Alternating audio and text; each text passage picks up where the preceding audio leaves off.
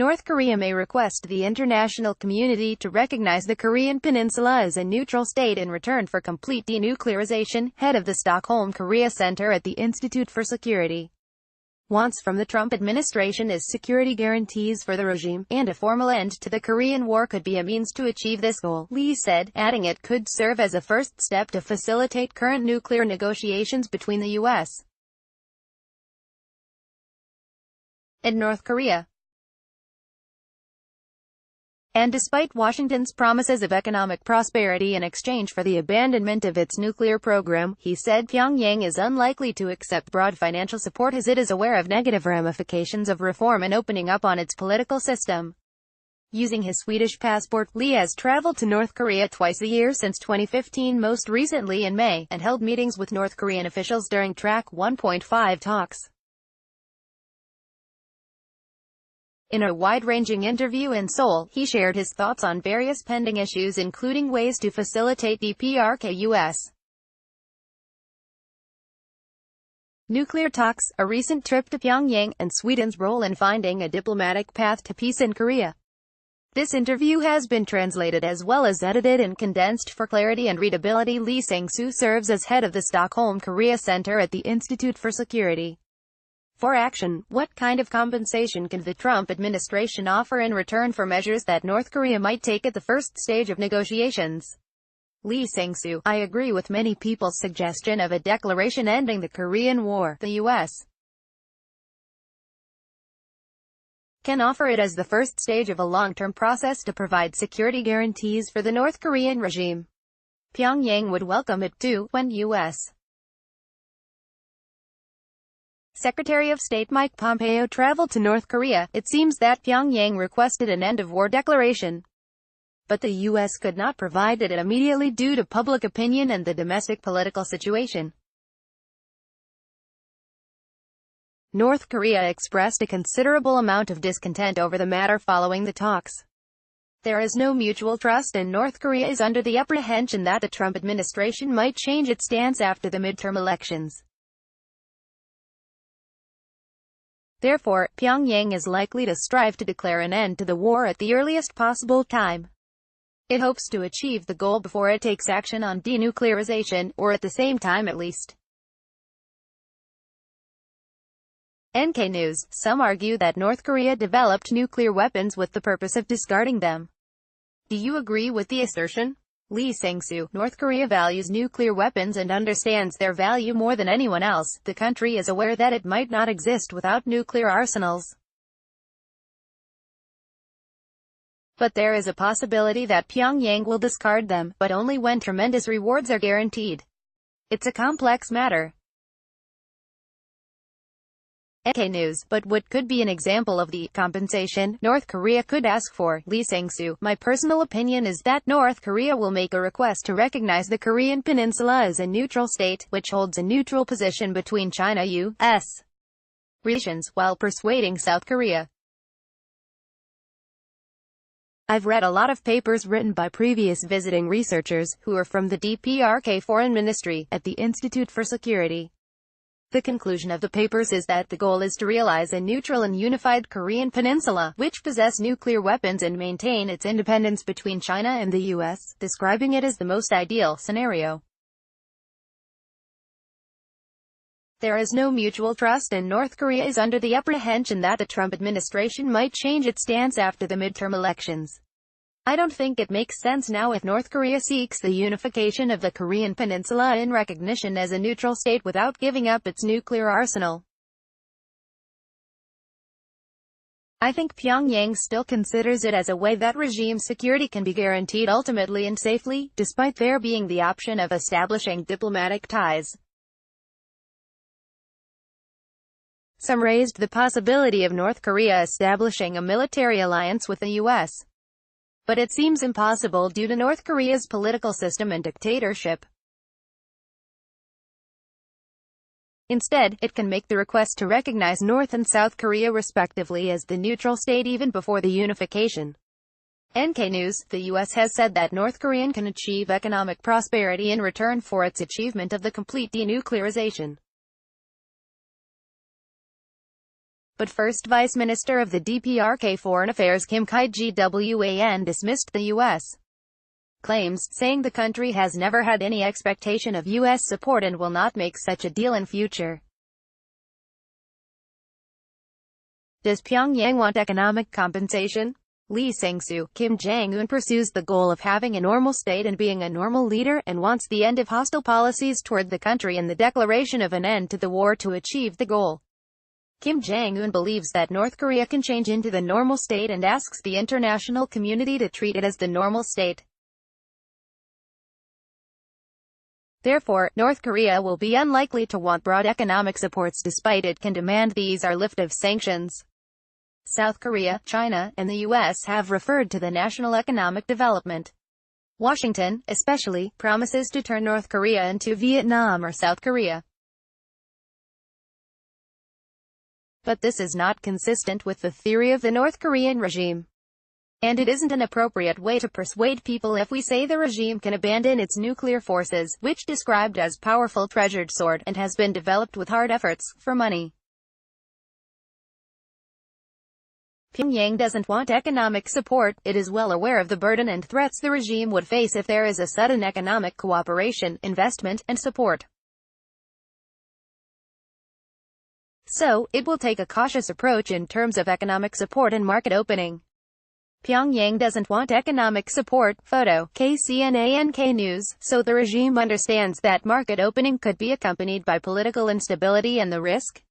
Lee Sang-soo, North Korea is aware of this, and I believe the country will pursue economic opening and development based on the concept of the self-reliant economy, which prioritizes the manufacture of domestic products for the home market and the improvement in technology, rather than adopting the Chinese or Vietnamese models. Even though the country accepts support, I believe it wants the transfer of technology and know-how and training which it doesn't have. Technical skills are what Pyongyang wants very much. But the country's strategy is to establish its economic structure in its own way based on technology transfer rather than to allow foreign companies to construct buildings, for example. Secondly, North Korea will likely to seek a model for economic development on the basis of multilateral investment involving China, South Korea among others, avoiding the model of depending on one sole country.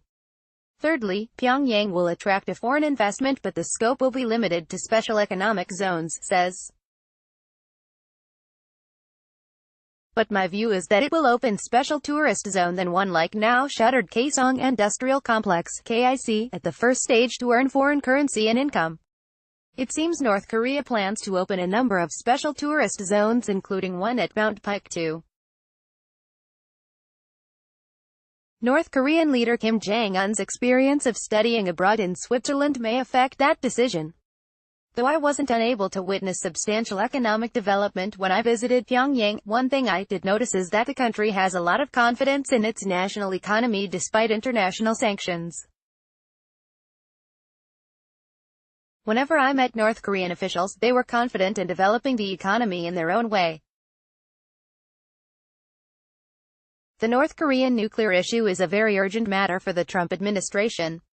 One official said it was difficult to achieve the success of the self-reliant economy and the technology improvement due to sanctions. But they believe it's nothing serious. NK News, a statement by the DPRK Foreign Ministry issued right after 2 days of working-level talks in Pyongyang explicitly showed the discrepancy in opinions between the two sides. How can we minimize conflicting views in the short term to proceed with nuclear negotiation without any setbacks? Lee Sang-soo, the North Korean nuclear issue is a very urgent matter for the Trump administration, considering the 2018 midterm elections and other upcoming political events and public opinion. Kim Jong-un has power permanently, and Washington wants to swiftly drive North Korea to achieve denuclearization. As these factors are intricately connected, I believe it is the Trump administration who should change its pace.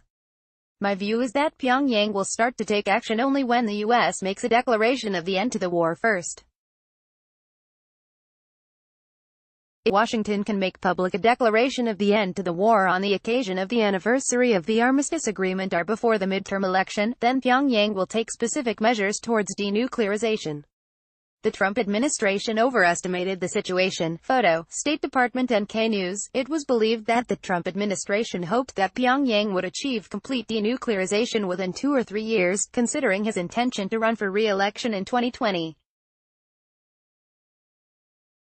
But there has been an apparent change in the U.S. rhetoric. Why did President Trump backtrack on his plans and say there is no time limit on the process? Lee Sang-soo. First of all, I think the Trump administration overestimated the situation.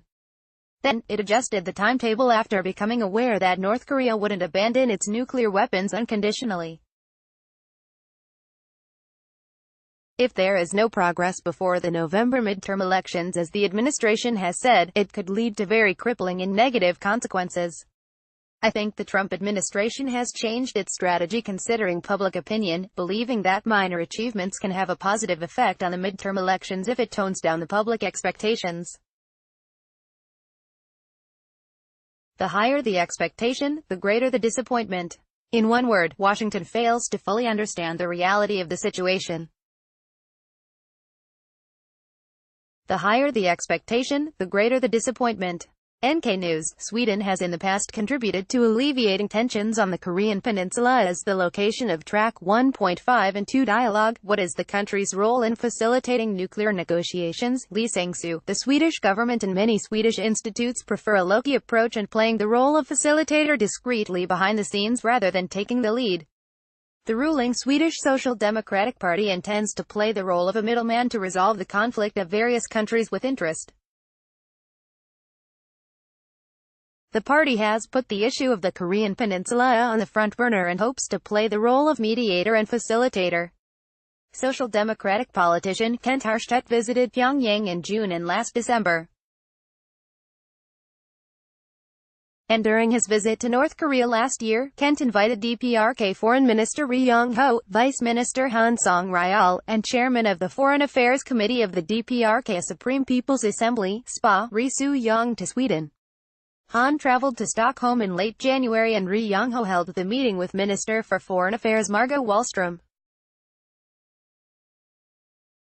I came across the rumor that both sides held a serious discussion on the U.S.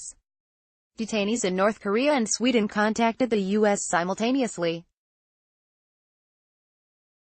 Sweden also pushed for Ri Soo-young to visit Stockholm, but it was cancelled, possibly due to its overlap with the Inter-Korean Summit on April 27. But Sweden's arbitration between North Korea and the U.S. hasn't been completely suspended. As South Korea takes the initiative in playing the role of mediator, the Swedish side needs to change its direction for a while. And I believe Stockholm will seek its role as the mediator when there is an opportunity. But from the long-term perspective, North Korean issues can't be resolved with the sole presence of the facilitator due to its complexity. And therefore, someone should actively play the role of mediator. Sweden's role, in that regard, is greatly important. Seoul can manage the situation as a mediator when DPRK-US negotiations aren't going well. Photo, Joint Inter-Korean Press Corps NK News. During your visit to Pyongyang following the Inter-Korean Summit, how did North Korean officials view the results of the first meeting between ROC President Moon Jae-in and DPRK leader Kim Jong-un? Lee Sang-soo. When I visited the country after the Inter-Korean Summit, I could see the atmosphere was improving. During my meeting with officials from the DPRK Foreign Ministry, they described the situation as a historic beginning. The officials made a very positive assessment of South Korea and inter-Korean relations. Whenever I went to a store or a restaurant, a TV program on the summit and the Panmunjom Declaration was aired continuously. When I visited the country after the Inter-Korean Summit, I could see the atmosphere was improving. NK News. What is the biggest difference in their perception of the Moon and Trump administration? Do you agree with the argument that North Korea trusts Seoul more than Washington? Lee Sang-soo. The U.S. is North Korea's main target for negotiations, while South Korea can be considered valuable in helping with negotiations. South Korea can raise issues that Pyongyang has difficulties directly discussing with the U.S. The lifting of sanctions and internal difficulties in the economic field are examples of this. Seoul can manage the situation as a mediator when DPRK-US negotiations aren't going well. Pyongyang has trust in South Korea in that sense. Edited by Oliver Hotham. Featured image, Joint Inter-Korean Summit Press Corps.